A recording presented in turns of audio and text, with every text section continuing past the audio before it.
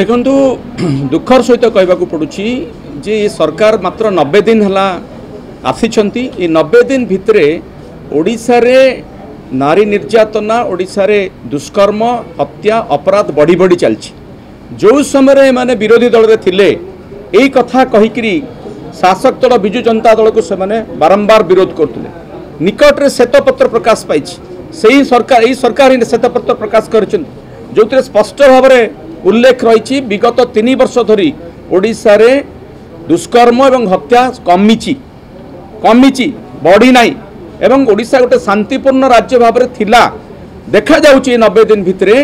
ओडिशा रे दुष्कर्म एभली भाव में बढ़ुची एवं एभली जघन्य दुष्कर्म घटना सब घटुची एवं ए सरकार रेस्पॉन्ड करूनांती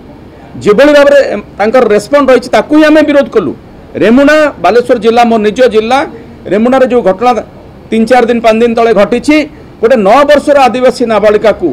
दुष्कर्म करके हत्या करा जायछि एवं से घटनाटी को चपई देवाई सरकार तरफ चेष्टा करा